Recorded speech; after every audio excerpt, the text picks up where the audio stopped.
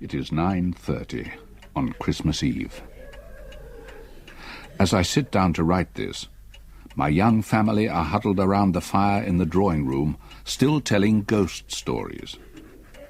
It is a sport for them, a high-spirited and harmless game among young people.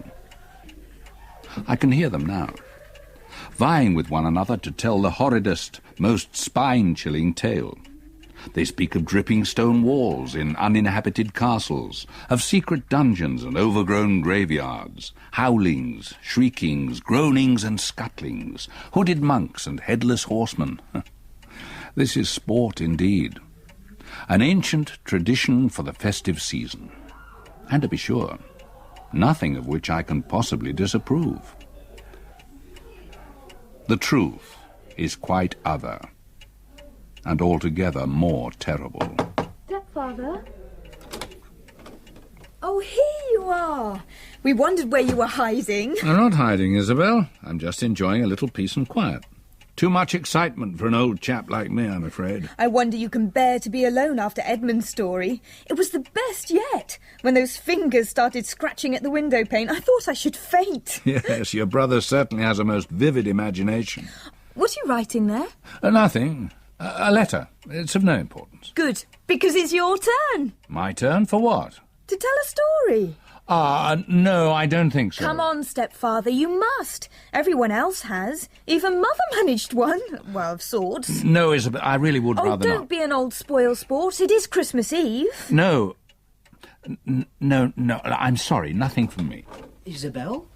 We're all waiting, come on. It's stepfather. He's being a bit shy. He won't come. Oh, I say, sir. Be a sport. We've got all the lights out, and the fire's died right down. Edmund's giving a corking performance of hooting owls and howling wind. Your audience awaits you. Well, I fear they must wait on, Oliver. I'm quite comfortable in here, by myself. Well, that's hardly the Christmas spirit, is it? I'm sorry. Isabel, go and fetch Mother. Tell her husband is being most uncooperative. Isabel, wait. Aha! I thought that would do the trick. Both of you, please. Just leave me. Go back to the drawing room and amuse yourselves. I'm sure Edmund can come up with another tale in place of mine. But that's not the point. It's a competition. We each tell one and then decide whose was the best. Oh, you must be able to think of one ghost story, surely. Everybody knows at least one. Do your stuff, stepfather. Play the game. Come on, please. You can't let us down. Enough! I'm sorry to disappoint you all, but I have no story to tell. Right. Fair enough.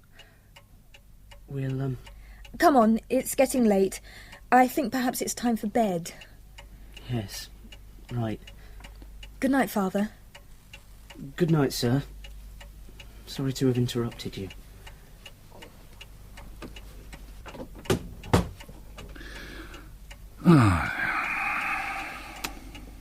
Oh, my dear Isabel, how right you are. I do have a story, a true story, a story of haunting and evil, fear and confusion, horror and tragedy. But it is not a story to be told around the fireside on Christmas Eve.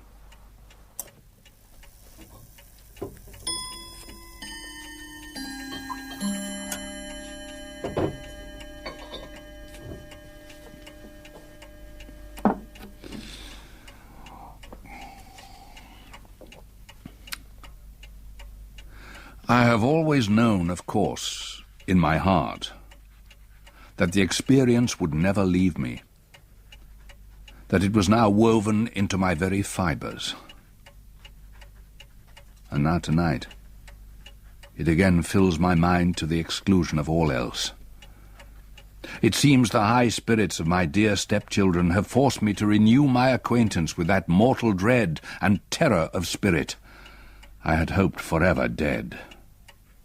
And I know I shall have no rest from it, shall lie awake in a chill of sweat until I have gone back to that other world and relived the horrors of that time, that place. Arthur? Oh, Esme, dearest. Arthur, what is it? What's wrong? Are you unwell? The children were quite upset. They said they'd never seen you so angry. I'm sorry, I didn't mean to. I'll apologise to them in the morning. It's so unlike you, Arthur. Yes, I know. I don't know what came over me. I simply felt a little unwell. Too much excitement. All that rich food, I suppose, and the heat. But it was unforgivable. I shall make amends tomorrow, I promise. They love you, Arthur, like their own father. And I love you too. But we worry sometimes. You work too hard. You must try to rest. This is a holiday. I know. And I shall, Esme, believe me. Promise? I promise. Good.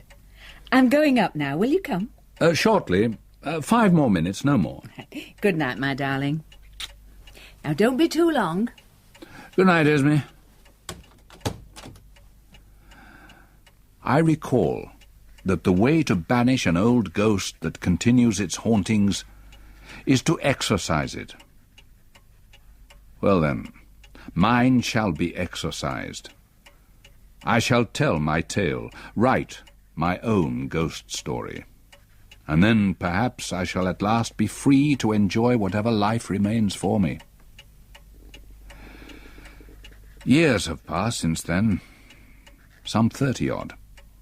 And yet, on this Christmas Eve, I can recall it all, every last terrible detail, as if it were yesterday.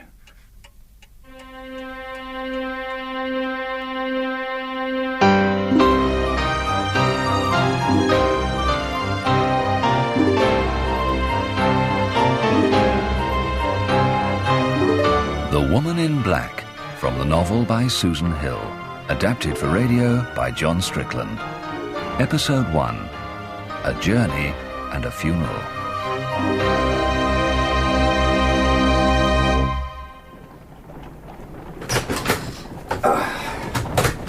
Morning, Tomes. Oh, good morning, Mr. Kipps, sir. Shall I put your coat to dry, sir? Yes, thank you, Tomes. This fog, it's so damp. I'm quite soaked. Yes, sir. Oh, it's a regular particular out there, sir. Indeed it is, Tomes. It's quite the dreariest month of the year, November. Lowering to the spirits. Is Mr. Bentley in yet? Oh, yes, sir. Mr. Bentley has been at his desk an hour or more. Well, yes. Well, it took rather longer than usual to get here this morning. Oh, I'm sure it did, sir. Still clinging on to that cold, Tomes. What coal's that, sir? Right. Well, what have we first today, then? Oh, more conveyancing, sir. Property leases. Oh, dear. Dull work for a dull day, eh? Mr. Bentley asks to see you first, sir. Straight away? As soon as you arrived, he said, sir. Oh, right. Well, in we go, then. Mr. Kipps is here, sir. Finally. Ah, good. Arthur, come in. Sit ye down. Sit ye down. Thank you, Tomes. Sir? I'm sorry I'm late, sir. I was just telling Tomes that... I don't think I ever told you about the extraordinary Mrs. Drablow, Arthur. No, sir. Drablow, Mrs. Alice Drablow, Vealmarsh House. Dead, don't you know? Ah, I'm sorry. Yes. I inherited Mrs. Drablow from my father. Her family had had their business with this firm for... years. Oh, yes? She was a good age, 87. And that's her will you have there, I take it, sir? Mrs. Drablow was, as they say, a rumman. Ever heard of the 9 Lives Causeway? No, never. Nor ever of Vealmarsh House? No, sir. Never visited the place at all? No, I'm afraid not. Oh, don't be afraid, Arthur. Living there, anyone might become rum. Well, I've only a hazy idea of where it is. Then, my boy, go home, pack your bags, and take the afternoon train from King's Cross, changing at Crewe and again at Homerby. From Homerby, you take the branch line to the little market town of Criffin Gifford, and after that, it's a wait for the tide. The tide, sir? Well, you can only cross the causeway at low tide. That takes you on to Vealmarsh and the house. Mrs. Drablow's? When the tide comes in, you're cut off until it's low again. Remarkable place. Years since I was there, of course. My father took me. She didn't greatly care for visitors. Was she a widow? Since quite early in her marriage, yes. Children? Children? No. According to everything we've been told about Mrs. Drablow, no, there were no children. Did she have a great deal of money? Or land? Well, she owned a house, of course, and a few properties in Crithing Gifford, shops with tenants, that sort of thing. There is a poor sort of farm, half underwater. And there are the usual small trusts and investments. Then it all sounds perfectly straightforward. It does it not? May I ask why I am to go there, sir? Why? To represent this firm at the funeral of one of our oldest and most esteemed clients. Oh, yes, of course. I wondered whether to go up myself, naturally, but there is a chance Lord Baltrop will need to see me, so I really ought to be here, do you see? Yes, of course, sir. And then again, it is high time to put a little more onto your shoulders, Arthur. It's no more than you're capable of, isn't it? I certainly hope not, sir. I'll be very glad to go up to Mrs Drablow's funeral, naturally. There is a bit more to it than that, Arthur. The will? Yes, that too. I'll let you have the details to it on your journey. But principally, you're to go through Mrs Drablow's documents, her private papers, whatever they may be, wherever they may be, and bring them back to this office. I see, sir. Mrs Drablow was somewhat disorganized, shall I say? It might take you a while. A day or two? Oh, at least a day or two, Arthur. Of course, things may have changed. I may be quite mistaken. Perhaps you'll clear it all up in an afternoon. As I say, it's many years since I was there. And will there be anyone there to help me? Oh, yes, I've made arrangements. There's a local man, Jerome, dealing with it all. He'll be in touch with you. And presumably she had friends? Neighbours? No.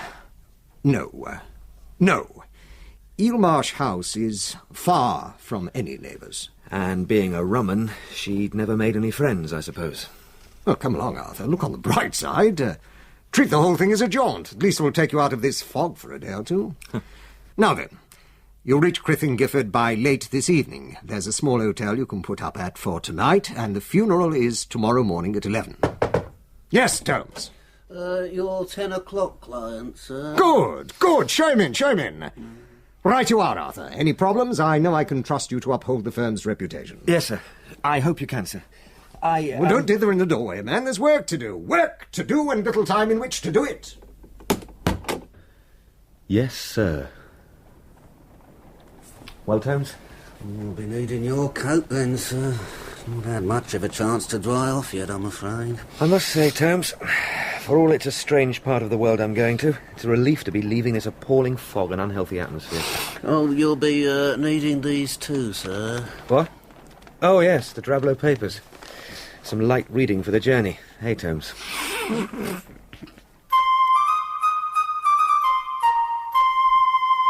I had to return to my rooms, pack a bag for a couple of nights, and scribble a note to my fiancée, Stella, whom I hoped to marry the following year.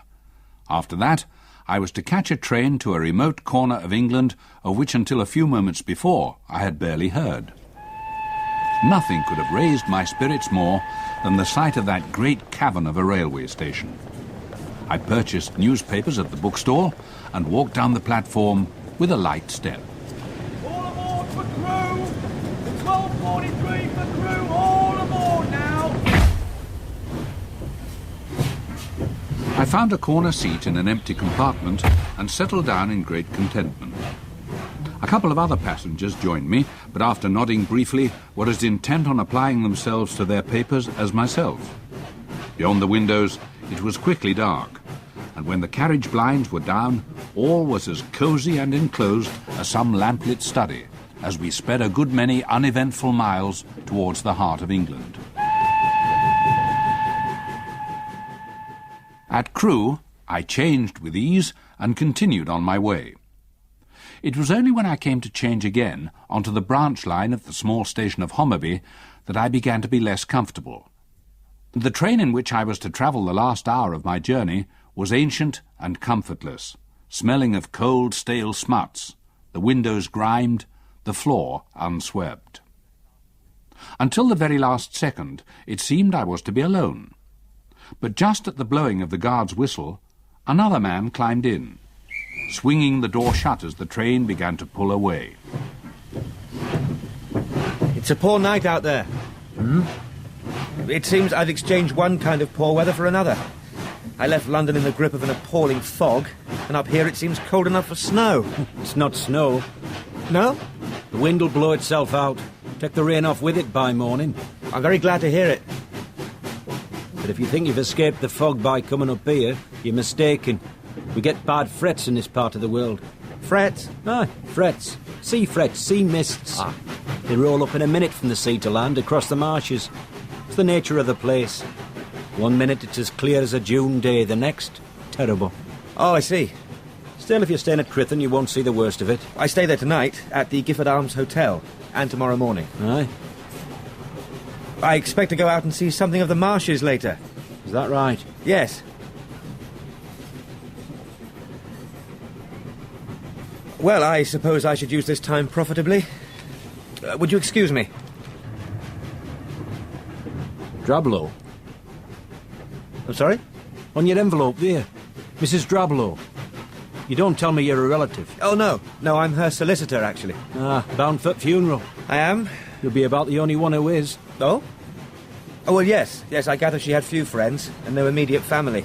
Something of a recluse. I suppose that's sometimes the way with old ladies. Aye, I suppose it is, Mr... Oh, Kipps. Arthur Kipps. And you are? Samuel Daly. Ah. How do you do, Mr. Daly? Yes, they turn inwards, grow eccentric. I dare say it comes from living alone. And when you live alone in such a place as that, it comes a good deal easier. Oh, come now. You're not going to start telling me strange tales of lonely houses. No, Mr. Kipps, that I am not. How far have we to go? 12 mile.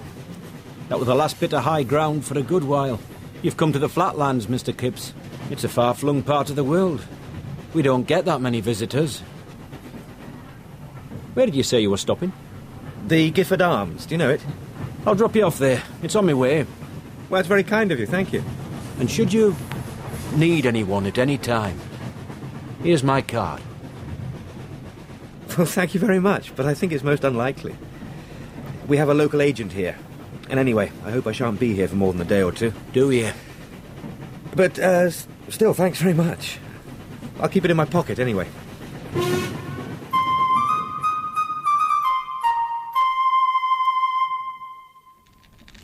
Now, I can do another egg if you'd like, sir. It's no trouble. No, this is... Another pot of tea, then? No, really, no, I've had quite sufficient. I'm still full from last night's supper. Well, if you change your mind, just shout, sir. I'll only be in kitchen. Thank you. Good morning, sir. I'll just put a couple more knobs of coil on here. Did you sleep all right? I think I can honestly say never better. I think the journey had tired me more than I thought. Aye, it's a fair old jaunt from London, sir. Seems a world away, if only for the weather. It's a beautiful morning out there by the look of it. Aye, it's fresh.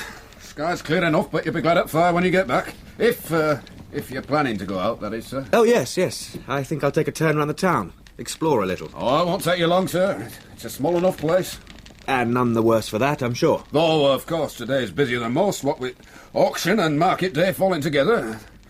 That's what's brought you up here, is it, sir? The auction? Auction? Aye, public bar here at 11 o'clock. They're seeing off several farms from just south of here. I thought you'd come up for that. No, I'm afraid at 11 o'clock this morning I have a rather more sombre engagement. I'm here to attend a funeral. Oh, sorry to hear that, sir. A relative, is it? No, it's a Mrs Drablow of Eelmarsh House. Perhaps you knew of her? Aye, I knew of her. I'm her solicitor, or rather, I represent her firm of solicitors. I never met her myself. I gather she kept rather out of the way for the most part. Could hardly do otherwise living there. Yes, I'm told. I'll wish you good morning, sir, if you'll excuse me. I've work to do. Yes, of course. How extraordinary. Yes? Mr. Jerome's here to see you, sir. Mr. Jerome? Your agent here, sir. How do you do? Oh, yes, of course. I'm sorry, Mr. Jerome. How do you do? I trust you had a comfortable night, Mr. Kipps. Yes, very, thank you. I thought perhaps you might wish me to accompany you to the church, sir. I presume our little town is unfamiliar to you. That's most thoughtful of you, Mr. Jerome. I've not had time to explore yet. The landlord was telling me today's market day, so the streets are somewhat busier than usual. Indeed, sir. If I might suggest we leave now, we should be at the church just on 11. Oh, good gracious, is that the time already? Right, yes, I'll just fetch my coat from upstairs. You'll wait for me here, Mr. Jerome. Oh, yes, sir. I'll wait for you here, sir.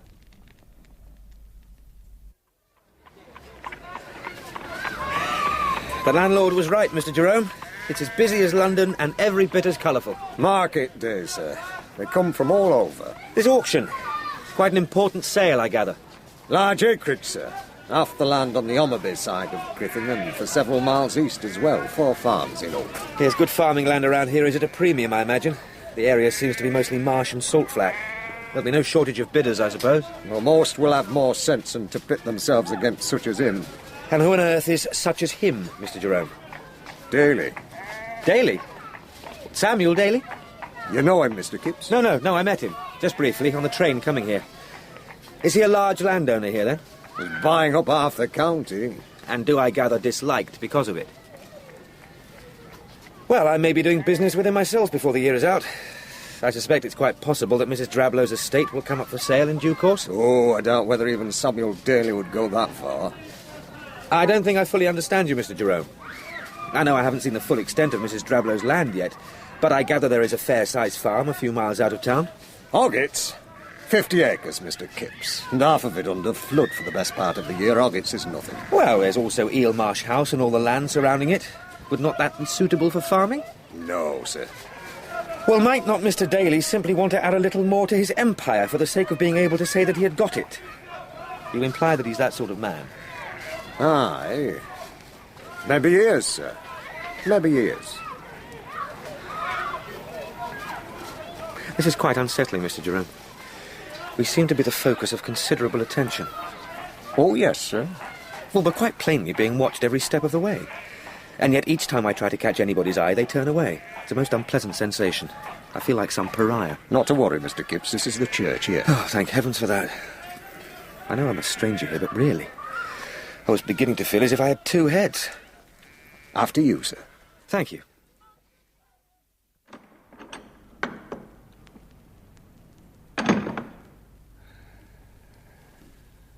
We seem to be the only people here, Mr. Jerome. She must have been lonelier than I thought. It's very sad. I take it she's to be buried in the churchyard here? That is so. Is there a family grave? No. At least not here, not in this churchyard. Somewhere else? It's no longer in use. The area's unsuitable. I'm sorry? I know that my Redeemer liveth, and that he shall stand at the latter day upon the earth. And though after my skin worms destroy this body, yet in my flesh shall I see God, whom I shall see for myself, and mine eyes shall behold, and not another. Behold, I show you a mystery. We shall not all sleep, but we shall all be changed in a moment, in the twinkling of an eye, at the last trump. For the trumpet shall sound, and the dead shall be raised incorruptible, and we shall be changed. Corruptible shall have put on incorruption, and this mortal shall have put on immortality.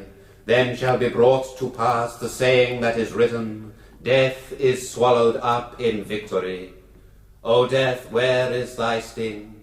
O grave, where is thy victory? I see the old lady did have one friend after all. Through our Lord Jesus Christ. Therefore, my beloved The woman stood several rows behind us, and quite alone. She must have slipped into the church after we'd taken our places. She was dressed in deepest black, in a style that was somewhat out of fashion. A bonnet covered her head and shaded her face, but I could still see enough to recognize that she was suffering from some terrible wasting disease. She was extremely pale, and her skin was tautly stretched across her bones, so that it gleamed with a curious blue-white sheen. Her eyes seemed sunken back into her head, as though she had been a victim of starvation. She was quite possibly no more than 30, and it seemed to me unspeakably poignant that a woman, perhaps only a short time away from her own death, should drag herself to the funeral of another. He cometh up and is cut down like a flower. He fleeth as it were a shadow, and never continueth in one stay. We should follow the coffin, Mr. Gibbs. Miss Gibbs? What? Oh, I'm sorry. Yes, of course. Who for our sins art justly displeased, forasmuch as it hath pleased Almighty God of his great mercy to take unto himself the soul of our dear sister here departed, we therefore commit her body to the ground. Earth, to earth, ashes to ashes, dust to dust. Amen. Amen. Amen. My deepest condolences, Mr. Jerome, young man. Thank you. A simple service, but no less moving. Are you perhaps a relative of the deceased? Mr. Kipps represents Mrs. Drablow's legal advisers, nothing more. Ah, I see. Well, a duty done, Mr. Jerome. A duty done. Indeed. Good day to you, sir. Yes, good day. Well, a melancholy little service, Mr. Jerome. Indeed, sir. You'll be returning to your hotel, no doubt, sir. Yes, although I would like a word with the young woman first.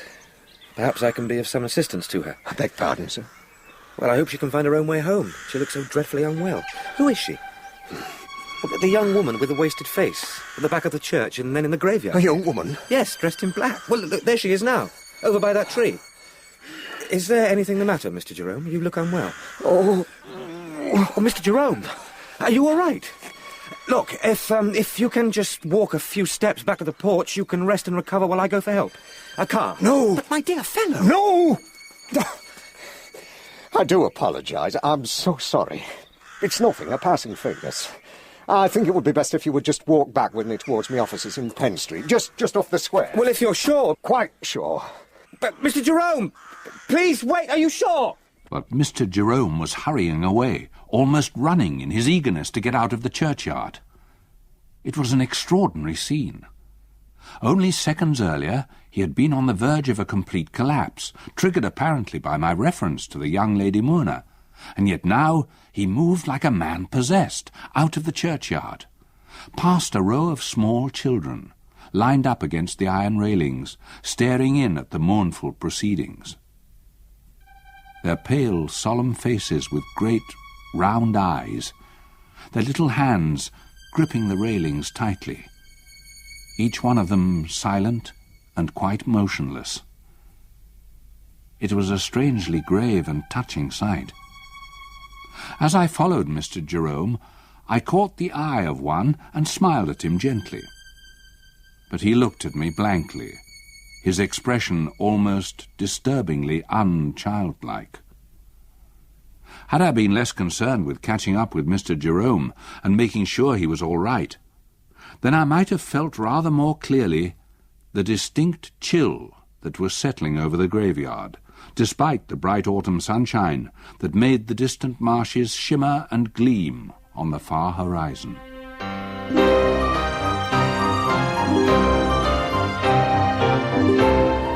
In the first episode of The Woman in Black by Susan Hill, dramatised for radio by John Strickland, Old Kipps was played by John Woodvine, Young Kipps by Robert Glenister, Esme by Paula Tilbrook, Tomes by Christopher Kent, Mr. Bentley by Stuart Richmond, Samuel Daly by Rod Arthur, Isabel by Jane Marlowe, and Oliver by Jason Doan.